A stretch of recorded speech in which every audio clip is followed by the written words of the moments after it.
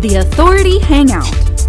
Conversations with the top SEOs, community managers, content marketers, and thought leaders in the digital marketing space. Join us to learn more about optimizing your online presence and growing your brand's authority.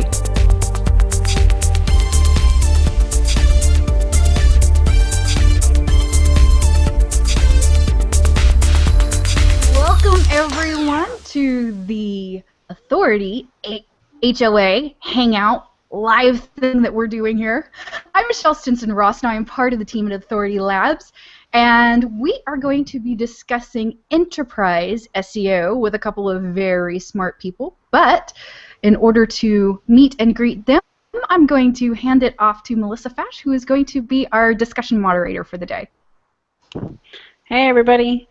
Well, I'm excited because we have two extremely intelligent people, Carolyn, Shelby, and Scott Polk, and you both will be speaking at PubCon together. Is that correct? That is Yes. what I understand. Yeah, cool. So if you want to meet them in person and hear more brilliance, go see them at PubCon. Carolyn, let's start with you. Can you tell us a little bit about yourself and your experience with Enterprise SEO? So about me in general, I am the Director of SEO for Tribune Publishing. We have a lot of newspapers. We have a lot of smaller newspapers, but the big newspapers that you may have heard of include the Los Angeles Times, the Chicago Tribune, the Baltimore Sun. I've got a couple of papers in Florida, Orlando Sentinel and the Sun Sentinel, which is in South Florida. And we've got a number of other ones around the country. We just acquired the San Diego Union Tribune. I've been in the industry since 1994. So in the mid-90s, I owned an internet service provider where we started out doing Usenet News, if anyone remembers that, and point-to-point email. Moved into internet, regular internet services that we're accustomed to today. Started building websites in '95. Got into SEO in like '97. So I've been in the industry a while. Enterprise-wise, I would say the largest enterprise I've been working on to date has been at Tribune Publishing. So I've been in my current position for going on 4 years now. What was the main search engine in '97? What were Really we kind of focused, before Google, we kind of focused on Yahoo the most, just because that was where the majority of our customers and the people in town were aware. I know it's a directory, like but if they were going to go somewhere, they were going to go somewhere, they went to Yahoo. I cannot tell you how many support calls I had where it's like, my internet, it don't work, and be like, okay, sir, in what fashion does your internet not work? Well, when I go to Yahoo, it just don't open, but my email, it's like, oh, okay. So, but because when I went to Yahoo, it was always a line that was entered or mentioned in the conversations. Cool. So Scott, can you tell us a little bit about yourself? Well, my name's Scott Polk. I've been doing SEO for about 17 years or so. Started building websites in '94. Liar, the web didn't exist in '94. Yes, it did, because it wasn't Al Gore public. invented it. Al Gore invented it. And then probably got my first actual SEO position in '97. But I started ranking with the little websites I was building. I was wondering where the traffic was coming from because I used to scour logs like it was going crazy. And found this little engine called Web Crawler, which I believe was one of the first out there that was an AOL project, and it's a couple of universities, and that's how I kind of started learning it. But I used to have fun a lot with that engines and Snap and places like that. Cool. And what do you focus on now? We do a lot of enterprise-level SEO, but we work with all different types of clients. I actually find enterprise to be the most enjoyable for the simple fact that very large-scale websites have very large-scale problems, and being able to make minor changes and fixes to the site can actually have really, really nice results for clients. I've been in-house for many, many years. I was the SEO at Edmunds.com from like 2004 through 2008. And we took that quadruple traffic in less than 4 years. But yeah, enterprise level stuff is always fun. A lot of issues, a lot of politics, but again, making changes to the site is Cool. Great. Okay, so should we just jump into questions? What do you think the biggest hurdle is to getting things done in regards to enterprise SEO? And could you kind of give us a perspective of in-house versus consultant? Sure. Who do you want to answer that? I'm sorry, I couldn't hear you. Who would you like to answer that? Whoever wants to go first. I'll let Carolyn go first because I spoke for a long time. Okay. All right. So the biggest challenge to getting things done, I think, is getting buy-in from the appropriate parties. I'm very lucky in that the last year and a half, I've been actually part of the technology group, which has made getting things done infinitely easier. Whereas before, I would be lucky to ever actually speak directly to the developers. I'd have to go through the product group. I'd have to, state my case, explain what the business advantage is to getting things fixed, and a lot of times, well, how much money are we going to make if we do that? In the publishing world, I can't always make exact predictions, and with Google, they could change the algorithm tomorrow. I have no way of saying, I guarantee you, you do this for me, it's going to make you X amount of money. So it was often, it was a fight just to get things on the planned out. We had a stretch where things would get backburnered. But since I've been part of the technology department, I meet with the developers literally 3 times a week. We talk all the time. I have a much easier time getting things done. It's been great. But getting that buy-in from the people who need to do the work and convincing them that it's necessary is really the most frequent roadblock that I encounter. And I'm sure that Scott can tell you, when you're consulting, it's similar. You guys need to do X, Y, and Z. Well, if the people that you're talking to are in the marketing department may not have the pull it needs to go to the developers, the technology department, and say, hey, we really need you to make this change to the server. And they're going to be like, what? No, we're not going to do that. Or, no, you can't have a WordPress blog because it's insecure, so you have to go put it somewhere else, or you have to put it on a subdomain, or you can't even have it on the same domain at all. You have to go put it on Blogspot. Like, who does that? But there are, I love them dearly, my developers and my technology peoples, but there are some that just do not want to do anything marketers suggest. So I would say that that's probably the biggest challenge that I've encountered.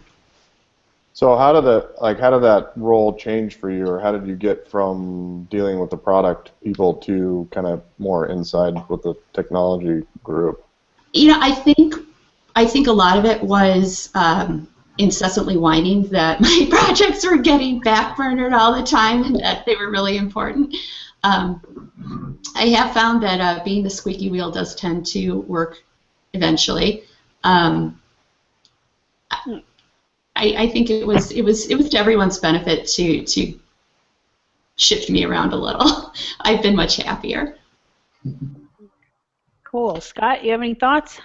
Yeah, I'm going to kind of go along with Carolyn a bit on this one. From my perspective, the biggest challenges with enterprise level SEO of any type is going to be the politics that are involved. Generally speaking, with enterprise, you're going to have department heads that are product managers, and you have project managers, and you have the IT people, and you have dev, and you have design, you have HTML. There are so many different people that have, or stakeholders that actually have a say in everything that goes on, that you really kind of have to learn to build relationships with all of them. When I was in-house, I was one of the most hated individuals there, for the simple fact that I had executive level buy-in completely, so what we wanted done needed to be done. So what I did was a lot of drink buying for the different teams, bonding if you want to call it, and then on top of that, I just really challenged them to find ways to do things. I just told them what the end result needed to be. And because of my technology background, I really kind of sided a bit more with UX and design and let the dev people were actually work it out. One of the favorite things I like to say to all the people that I work with is there's a technical solution to any SEO issue that we need. So don't have to worry too much about design and UX. Great. do you, Scott, do you think people can run a solid enterprise structure like SEO like using a consultant, or do you think they have to be in-house? No, I think you can do one or the other, but I think the ideal solution, in all honesty, and I mean, again, that's the position I'm in, is to have both running. So currently, right now, I have about 5 different enterprise, what I would call enterprise level clients, where I am the outside consultant working with the in-house teams, where I help them fill in the gaps, I help them push things through to upper management when it needs to. I come in as the quote-unquote expert when their internal teams aren't listening to them. So I give them the support that they need to be able to push things through. So it's a very synergistic type relationship. And I found, honestly, in most cases, that actually works better than one or the other. The simple fact you've got an entire team to support. If you're in-house, you have an entire team to support you, what you need to do. And the politics is one of the biggest issues. Yeah. Great, thank you. Mm-hmm. Okay, so my next question is, say you have a company and they really believe in SEO, right? But they want to have a properly structured SEO team. What recommendations would you have for them to set things up so they're more effectively? You want to start, Carolyn? Or is it more just everybody work as a team and try to, you know, so you don't have the politics problem? What would you say? If you didn't have a politics problem, you know, that's really hard to answer because I think it's so unique to businesses individually. I think in my situation where we've kind of got an umbrella corporate staff that runs the platform that all of our properties run on, but then we have, you know, 10 newsrooms around the country that are generating, you know, 500 to 1,000 pieces of new content every day. In that situation, like in Carolyn's Fantasyland, Carolyn has a team here, and then we have people embedded at each one of the properties to be physically there for someone to turn around and go, hey, I'm working on a headline, I'm working on this. What do you think? Or how do I look up X, Y, or Z to find out what words I should use, that kind of thing.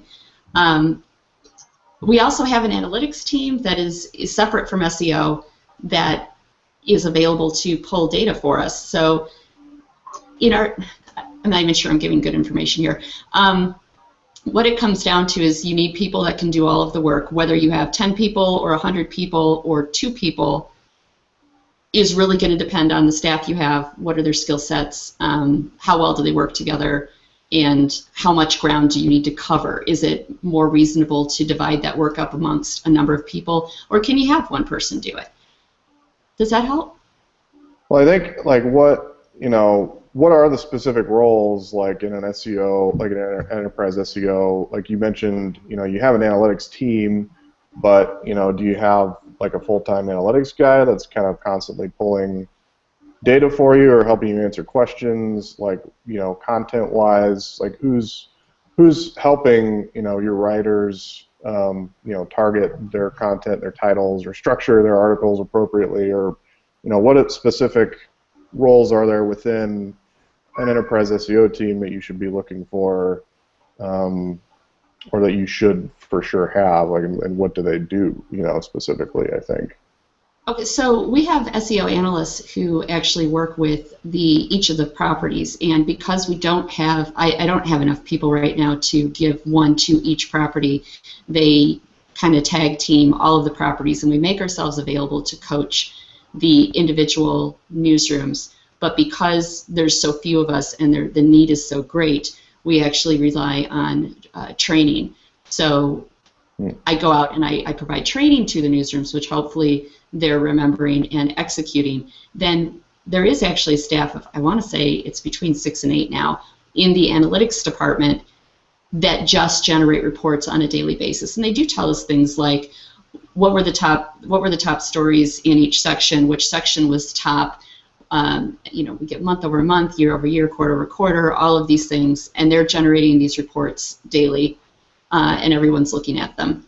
So plus they will go ahead and pull reports for us if we have specific questions. We also have a separate Enterprise SEO system that a tool that we log into and we can run our own reports. So if there is a special section coming up, like a big event like the Oscars was a big event. I actually went out to and sat in the newsroom in LA during the Oscars, and I was there pulling data and providing some guidance in person. So yeah, I mean, this isn't. I feel like this isn't helping generally. This is no, this is really for. Well, and I think it's interesting though, because you're almost structured like, and you're in-house, but you're almost structured like almost a consultant or agency for these various properties, as well as kind of the platform as a whole.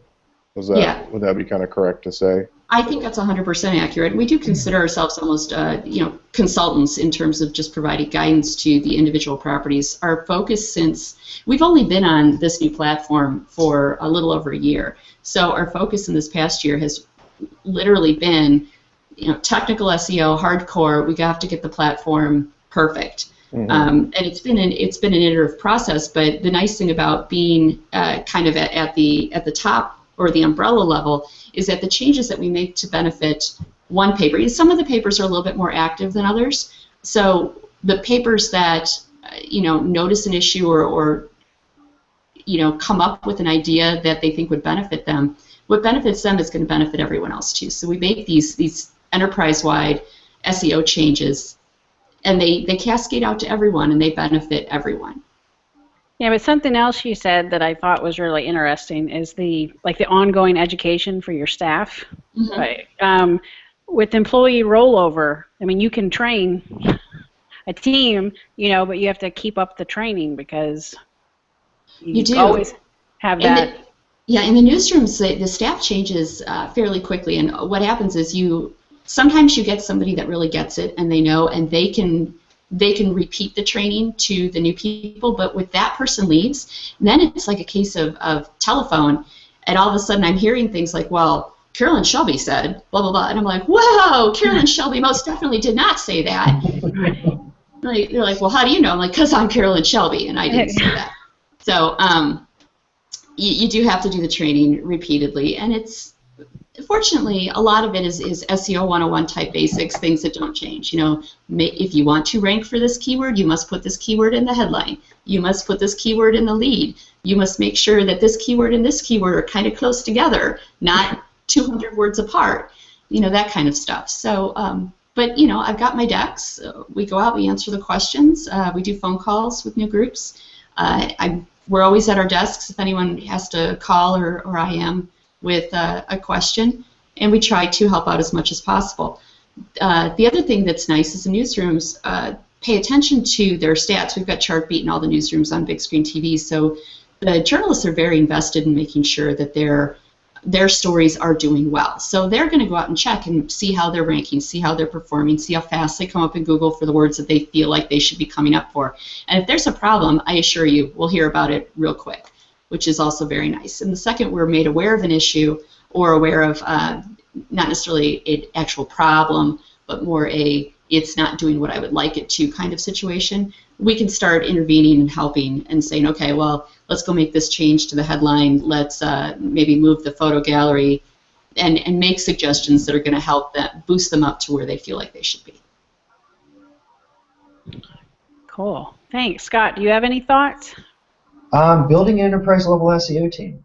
Yeah, the last in-house position I had, which was just a few years ago, actually, we did that, and the team ended up getting to about 50 people under me.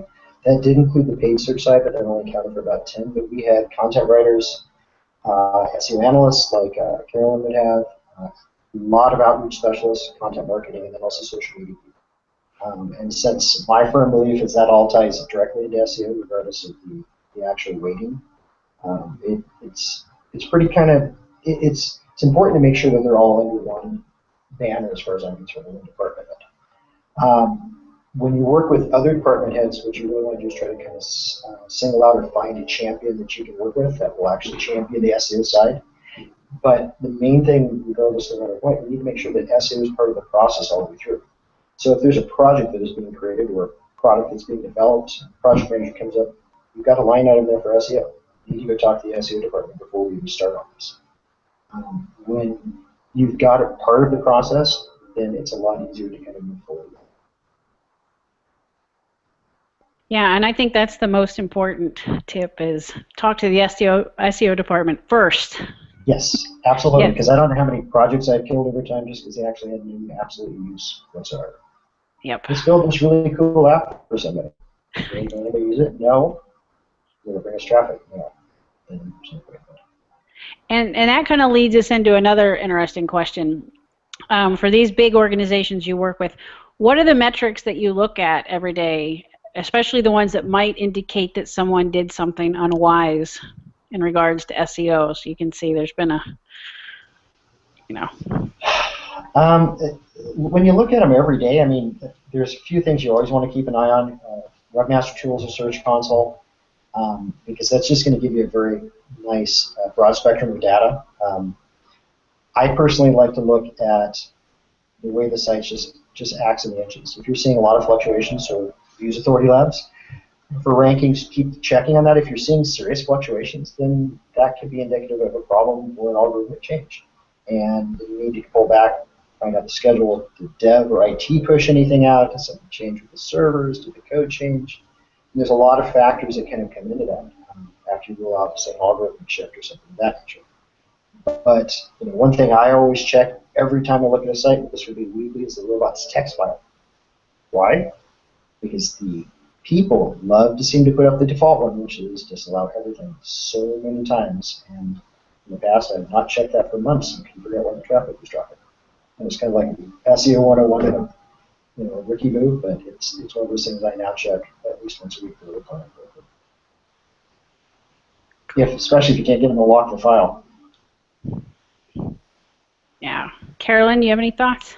Yeah, in our situation, because our content changes so much, we can't really track rankings for extended periods of time and have it mean anything reliable.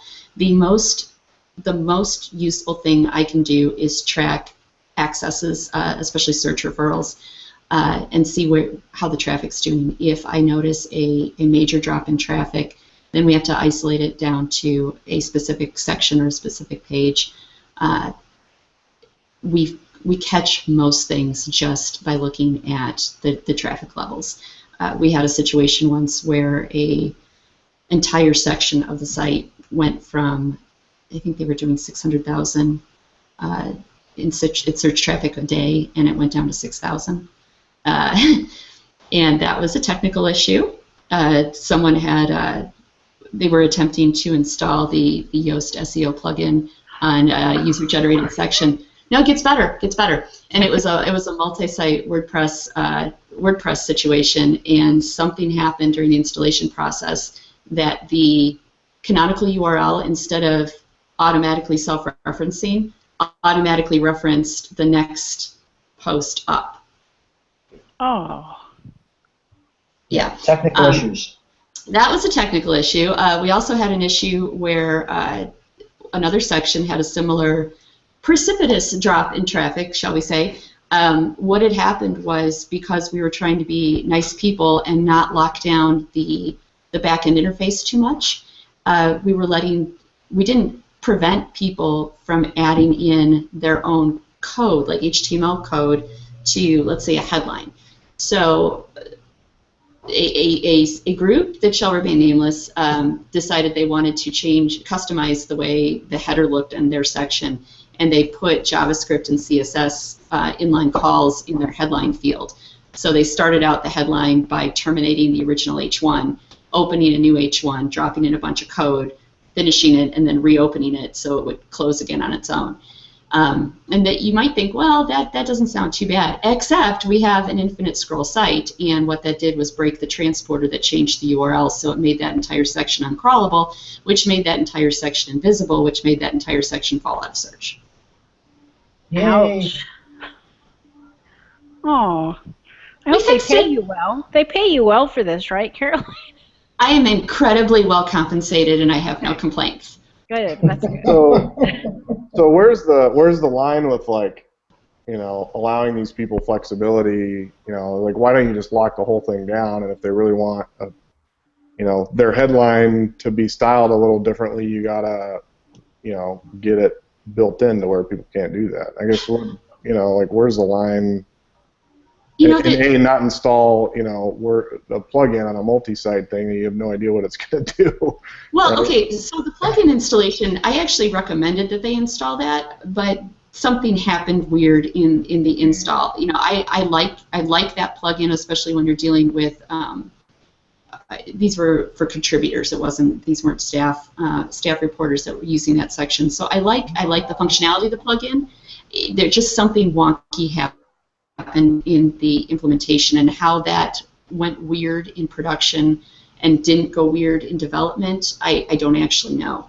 As far as the locking down the interface, though, so they can't put that goofiness in, I don't exactly know why that got okayed in terms of not locking it down, but I guarantee you after that happened, it's locked down now. So, you try to give people, the problem is we give people enough rope to hang themselves and then say, okay, you hang yourself once, we're taking the rope away. It's politics. It's a political issue. And then they hang themselves. And then they hang themselves, and then we go, I told you so, and right.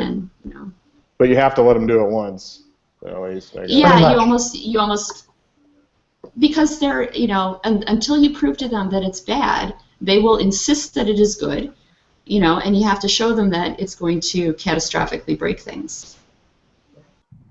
Yikes. So your number one SEO tip would be to read the book, like Winning Friends. What's that book by, like, winning friends and getting people to like me or something like that? Like, I have a book here somewhere. It's pretty important, to be honest. Wait, if you want to move stuff with that many departments, you have to make friends, or at least buy them somehow. Yeah. And that there has to be like a no one's better than anyone else. We're all working as a team feeling, But, well, sure. That's the I guess the feeling you want people to receive from you, but that's just not true. We're definitely better than the rest of the departments. Yeah. What would Machiavelli do? It's a fun read. Oh, nice. all right, I'm going to throw another question at you, and I know we have a lot of audience questions, right, Michelle? Can you tell us like what software that you use that makes your job easier or more productive that you can't live without on an enterprise level, even or just personally? Sure. Well, I definitely use AuthorityLabs. Well, thank you. Tracking and ranking. No, absolutely. Firm believer, not just because I'm here. But the major ones that I actually use are going to be DeepCrawl, SEMrush. What else? Link research tools. There isn't a better one out there on that side of it. And then a few other ones. It really just depends on the type. I mean, Screaming Frog all the way down to anything. Do you use anything to monitor those robot.txt files, like changes in that? No, I do all of that manually as just a routine now. Yeah. I actually do. It'd probably be good to start up some automation. I love automation, but I also am a strong believer that automation is not a cure for anything. Yeah. You need I need to be able to change the heading tag on every individual page if I want to, or if I need to. But I will automate the living hell out of 10 million pages right off the bat. But I want individual control of it at the page level every time. Search Metrics has got a great little tool, but it's pretty expensive. It's really good for enterprise level stuff. I have clients that are on it. I love it. Great. Thank you. Carolyn. I use Screaming Frog a lot. I feel like at this point they should pay me to be an endorser. I use it almost daily. I use SEMrush for some things. We've got BrightEdge actually, so I use their data cube for reports and for looking up things. There's a nice tool that so once you've set your keywords, if you tell it how much money you make per conversion and what is a conversion. It'll look for pages that you rank maybe not the greatest on and have room for improvement, then estimate how much money you'll make if you improve from, let's say, 8 to 3.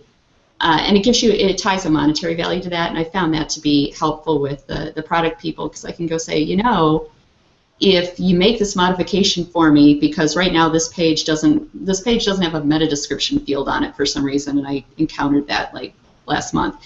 If you give me the dev time to fix this, and if we move this page from 8 to 3 for this keyword phrase, we're going to make $3,000 more a month. So say at this tool, and they'll say, oh, here, you've got your dev time. So I mean, I found that to be really helpful. I probably use a lot of the same tools that Scott uses, and I don't want to be, a shill for people. Screaming Frog, though, I do have to say, as much as I'm not a paid shill for them, I probably could not do my job without it. So I'm a real big fan. Right. What's a quick Screaming Frog tip that you that not a lot of people may not know, or a way to use it, or something to look for? One of the things that I've done is if you set the index or the crawl depth to 0, you can crawl just a page. So I had a situation where I think that I thought for some reason the page wasn't crawlable. And if you run a whole crawl, especially starting at the home page, you'll get all the pages, and they just might not go the route that you want them to go. If you start at the page that you think is the problem and set it to a 0 depth crawl, it'll only crawl that page. So what I found when I did that is 3 things would load, and then the whole thing would crap out. So then I was able to take that output and go to the devs and say, remember when I said that I thought there was a problem with this page? I understand it loads on the browser, but I'm telling you there's a problem with the page. Look. And then they were able to see exactly where it crapped out. It's like it reads bop, bop, bop, and then it dies. So what's happening here that's making it die? And we were able to get the problem fixed in an afternoon, and we got tens of thousands back as a result. Nice. I'd say 2 things with Screaming Frog. 1, increase the RAM that it uses in the Java console to as much as you could possibly support. Yeah. Because it will do it now before you actually run into a large site, and then you can't open the data file. And the second is, you can take Screaming Frog on the cloud and run it on Amazon Web Services. And at that point, you can run unlimited crawling with it. I still find the DAT files are not as nice. I do find deep crawls a lot better for that, but for your little everyday activities and just do it right from your computer, there isn't anything better than Screaming Frog for that. Yeah, I've looked at deep crawl, and the price it would have to pay for our gigantic ASP sites is a little steep. And I do so many of these little section-wide or couple-page investigations that it's a lot faster for me to have that on my computer. Yeah, no, absolutely. The price point's definitely a hindrance for a lot of very large sites. But even with the audits I do, if I'm running a large site, I'll do a sectional crawl at a time. Or I'll just basically say, look, you've got 10 million pages. I'm only going to crawl 100,000 as a sample representation. Yeah. It's every other page is a template anyway. Yeah, I definitely I'll stop things at 10% and say, this is a representative sample. I'm happy with this. Close enough. And before we go to audience questions, I have a question for Scott, since he mentioned he uses AuthorityLabs. I read a lot, and there's this theme out there for newer SEOs. The keywords no longer matter. I want to know what your response is to that. The thing is, keywords still matter, but I get where people are coming from with a lot of that.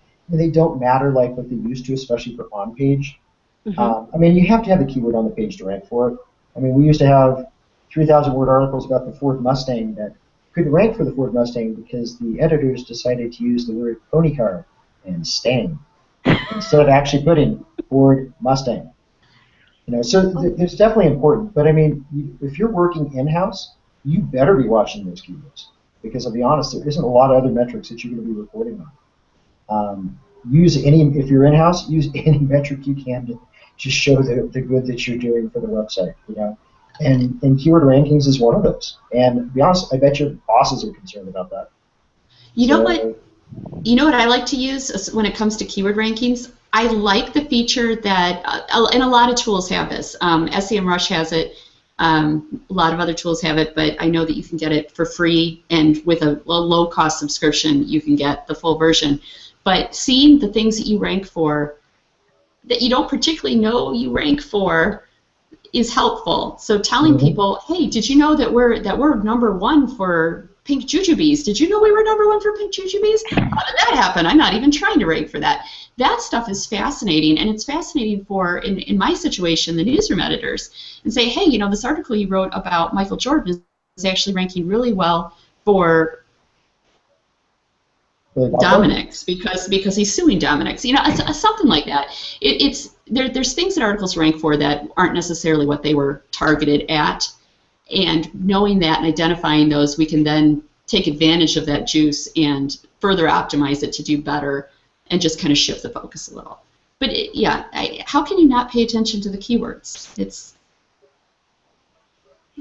what people should not do is obsess over what goes into the meta keyword field, and I think people are conflating the advice of keywords don't matter when it comes to the keyword field, and then not using keywords at all or not worrying about the keywords anywhere.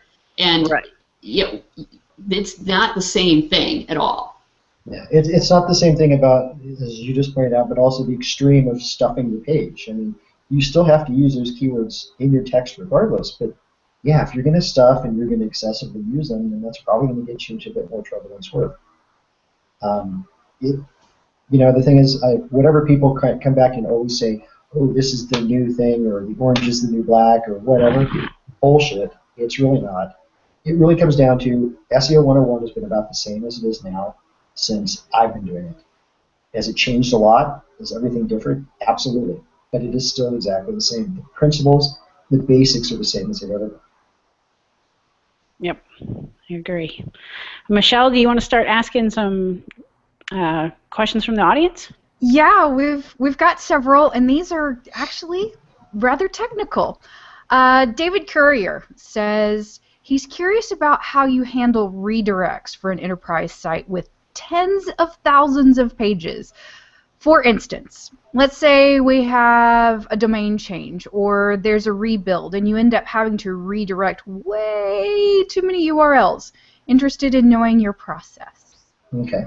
If you don't mind, I'll start on that one to make sure if it's a site migration from one domain to another, everything needs to be at the page level unless things are changing. I also have a firm recommendation for any client that there are no daisy chaining on 301s at all. So if it's A to C, then it needs to be A to C, not A to B and then from B to C. And then also 100% update the internal HTML to reflect so that your site in itself is not causing 301 redirects to happen. There's potential loss of equity because of a technical issue. There's degradation in the equity that can be passed even on 301s. And the fact is it takes a lot of space up on the server. As far as the amount of memory that it's going to need to use and how many processes have to run every time it comes in. So you want to limit them as much as possible, but keep them there forever as well.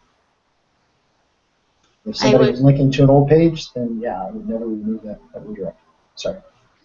No, I would definitely agree with all of those things. I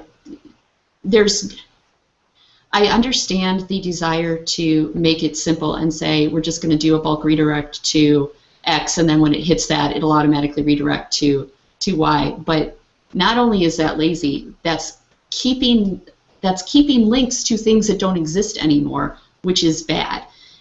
Google's never going to completely forget that old page existed unless you stop linking to it. You can't control what other people are doing, but you can control what you're doing in-house. Keep your own house clean. You fix all of your links to point at the correct address. And if possible, especially if you're doing a site migration, try not to change the URLs too much. It's messy and it's complicated, and it would be so much easier if all the URLs basically stayed the same and you just changed the domain. Why can't you just do that? That would make life easy. Lines of regular expressions and you're done. Regular expressions are your best friend, especially with those 301 redirects. So if you can change things even, even keeping just sections the same, even if, like, let's say it was /sports/Cubs and you needed to change it to /MLB/Cubs. That's one line of code, no matter how many pages you had, as long as those page names stay the same. That is one line in your htaccess file. You change everything line by line, it's going to be, those htaccess files execute linearly. It reads every single line until it fires. So the longer that thing is, the more processing time it takes to run through. You got to keep that as short as possible. And that's per request for the website. Yep.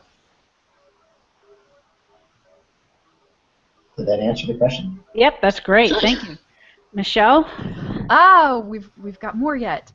What backlinking strategy do you recommend for enterprise SEO? Specifically, recommended software, types of links to solicit, number of links. This one's from Brandon Jones. Okay, so let me get this correct. So what kind of software can help you generate links to an enterprise level client? None. Yeah. Not use software to generate links. Use software for research. Maybe use software for outreach. For outreach and management, I'd use a BuzzStream. For your own backlink profile management, I would use link research tools. And then there's a lot of prospecting software out there. Ontolo's got a pretty nice one that you can use. But to be honest, the best thing to do is go through the Google search results and pull out your find sites that are relevant, use social media. I mean, your outreach strategy really needs to be evolved. It's not about getting a link from some site that's not relevant any longer. It's really about getting a high-quality link from high-quality content that really is relevant to your site and sends traffic. I got nothing for you here. We do lots of links. We get lots of links. The links are, I got 99 problems and links aren't one, so. Yeah. Ha, I mean, look at me, I'm cool. Also, also the other thing as well is make sure that you are working with your PR teams, or if you have a PR agency, work with them. Make sure they're maximizing. It's really a combined effort nowadays. It's not about the quantity as much as the quality of those things. Amen. Relevancy is really key. There is no number. I mean, but using an enterprise, you'll find thousands, if not hundreds of thousands, to millions of emails. I think we lost Melissa. I think we did too. We did. We did. Power went out. Oh, the joys of the first day of school for poor Melissa. We do have some more questions, so we can cover until she's back. Let's see. There was a question about, yes, a disclaimer. This was the one that I wanted to give to you guys. There's an enterprise website that we work with which has content behind a disclaimer. The user must accept the terms and conditions to access that content. The disclaimer is a separate page, and we noticed that it blocks Googlebots from accessing and indexing the content behind it. What do you guys suggest that we do? You kind of have to remove the disclaimer. Yeah, that would Or you be have to whitelist it so Google doesn't hit it. Yeah, that's going to be the most ideal solution. But yeah, allowing Googlebot to pass through. I mean, as long as, in a case like this, as long as you're not going to be showing something to the bots that the user's not going to see, and we just have to get, whether it's a pop-up or a different screen, whatever it is, and get through it, then you should be okay. But the best thing to do is just get rid of it. If you need a disclaimer on there, then maybe it's a header overlay or something that you put up there. Well, even the header overlays, they're still going to find, because with the mobile update, we found that anything that was in the, and I'm going to say this wrong, it was reading the DOMs and it was reading our registration panel, which the bots weren't supposed to hit, but they started hitting it. So we actually had to clear the way for them to never officially ever run into our registration panel, because it was indexing the registration panel copy instead of the story copy. So that was a problem. You have to go through really and make it a hard and fast rule that the bots aren't going to, anything that's not a person isn't going to hit that. which may mean that people are getting through accidentally. Yeah, I So guess you it really kinda- depends. Sorry. No, I was just saying, yeah, it's going to be a judgment call. Are you going to get shut down by the government if somebody gets through and doesn't acknowledge the disclaimer, or can it be okay if maybe 5% of the people don't hit it? Yeah, I mean, is it really, how important is that disclaimer to the overall business of your website?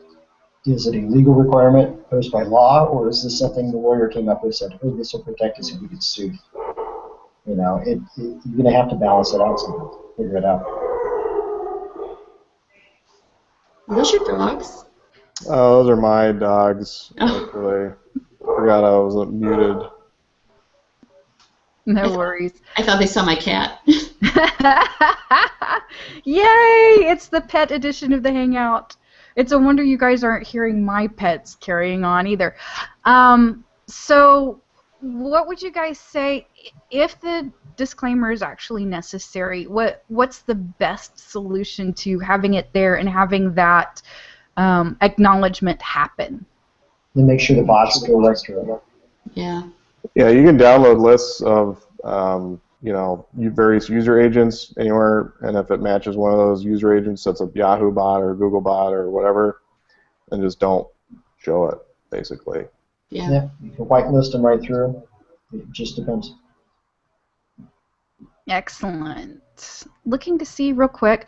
Okay.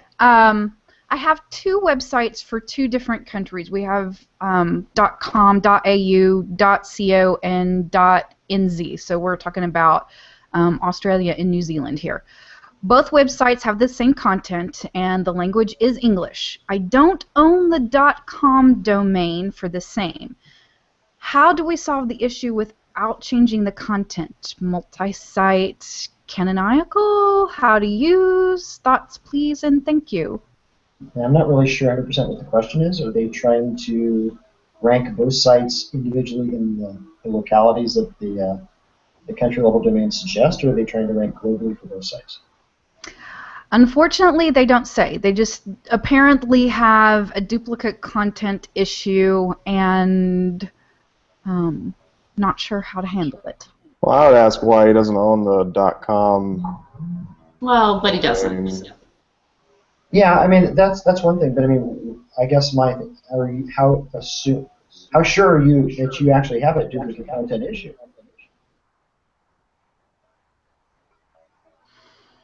I mean, are you having a duplicate content issue in the .com version of Google, or in the New Zealand or Australian version of Google? Gotcha. So Get Friday. If you could please post a follow-up to your question, we'd appreciate it.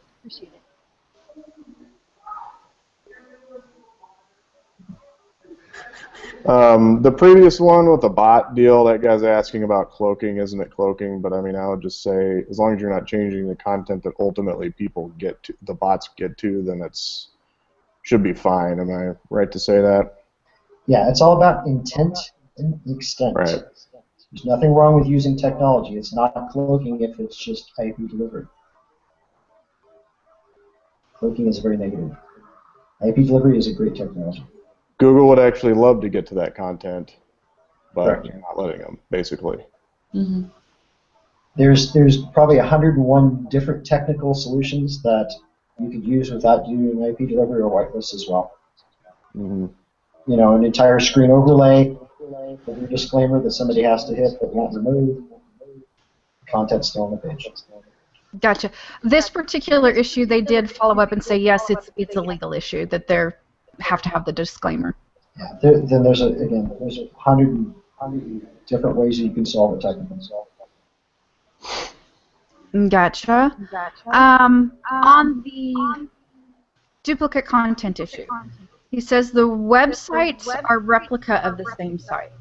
Not sure if that helps at all. That doesn't actually help. I think what he was asking was, are they? Oh, I've got an echo. Are they duplicate in, like Scott said, in Google.com, or is he having? How does he know there's a duplicate content issue? That's what I think we're trying to get at. And what is the ranking objective? Yeah, I mean, there's nothing wrong with having the same content in different country level domains if you're only trying to rank for those in that engine.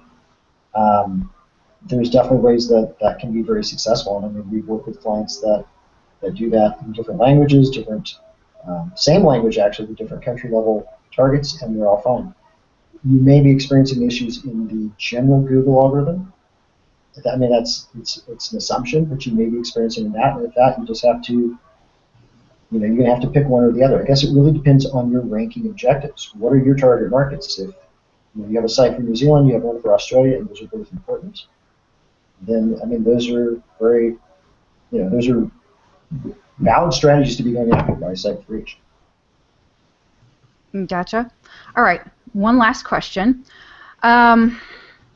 The question was actually posted before our chat began and slightly off topic, but it did kind of inspire me a little bit. Let me read to you what they said, and then I want to specify because I do want to keep this within the sphere of enterprise SEO. But our viewer says that they've been tasked to promote an international event, and they're kind of just stuck for how do I get started? The load's all on me, and I'm not even really sure what I need to be doing.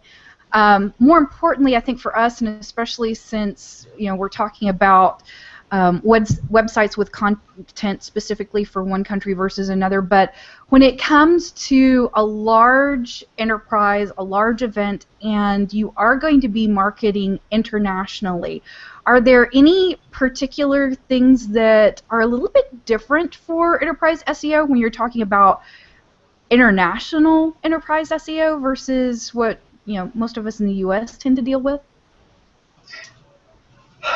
You want to hit this one? Sure, you can start. Okay. We deal with quite a few clients that actually have presence all over the world.